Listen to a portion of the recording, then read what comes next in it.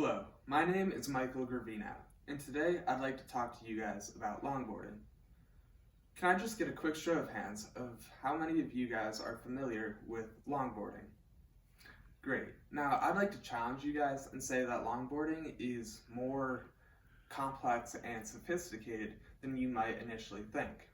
Longboarding is a fun but very competitive activity. It is a great way to get outdoors, and I'd also like to go over how each board is uniquely made for its given purpose. Now, as far as competition goes, there's two kinds. There's racing and there's dancing. A post by rideaf.com says that it's on average that riders can reach 40 miles per hour on any given course. However, it's not uncommon for them to see speeds of 50 and 60 miles per hour. So with these speeds, people want to race, and there's two kinds of racing. There's your classic downhill racing, where riders are forced to get down low and use their hands to plant in the ground to make tight hairpin turns, which is very technical, contrary to its counterpart, the luge style longboarding, where riders lie down on their board. These riders see higher speeds, however, the courses are less technical because the boards are harder to control. A post by ridingboards.com says that riders who are serious about racing are very committed, technical, and responsible. Due to the risk involved, it's okay to push the boundaries, but you don't want to go past the boundaries because it can result in injury. Now, if racing isn't your speed, there's dancing. Longboard dancing was invented in the early 2000s, but it derived from freestyle skateboarding, which was popular back in the 1950s. Longboard dancing, however, caught on in the early 2000s when Adam Colton started to incorporate fluid and elegant movements into his freestyling.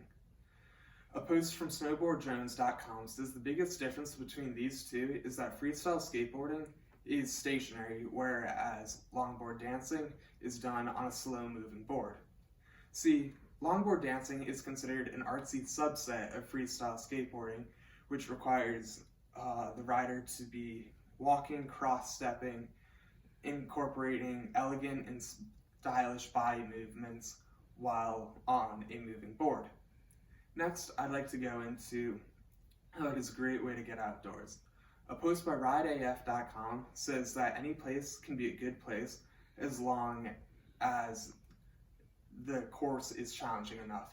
So that means that it can be anywhere as far as Colorado, Brazil, and even South Africa. So the first place I'd like to talk to you guys about is Pikes Peak in Colorado. Now, this is one of the most famous races in the United States, with a 1.5-mile road of steep drops and tight turns. Now, if you're looking for something a little bit more casual, I would recommend Mulholland Drive in California. This road is 21 miles long and goes through the neighborhoods of the rich and famous in LA, giving you great views of the city as well as views of the Hollywood sign.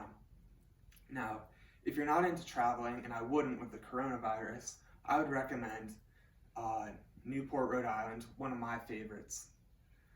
Newport, Rhode Island is home to some of the oldest mansions in the United States. And there's the famous Cliff Walk, which gives you great views of the mansions. However, on the other side of you get great views of the cliffs and the Atlantic Ocean.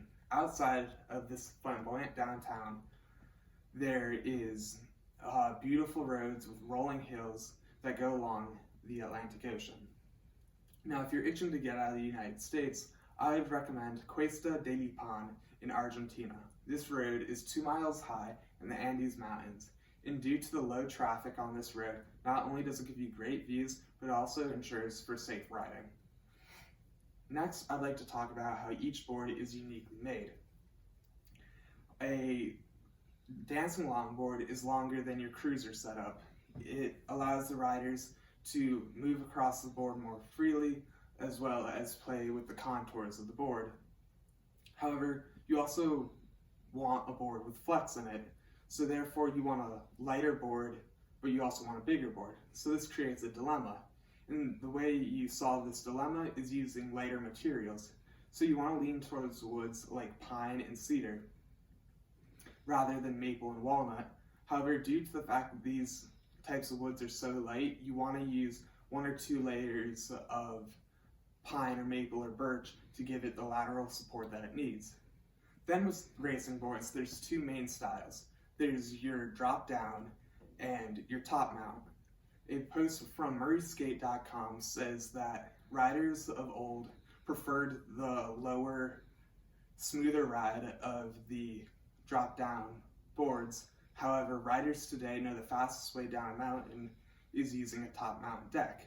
See, the biggest difference between these two is in a drop down board, the center of gravity of the rider is lower, as well as it is stuck between the wheelbase of the board, whereas the top mount board encourages sliding due to the fact it is easier to tip over. Now, that is all for today, and I would like to ask one last time, how many of you guys realize what it takes, what goes into longboarding?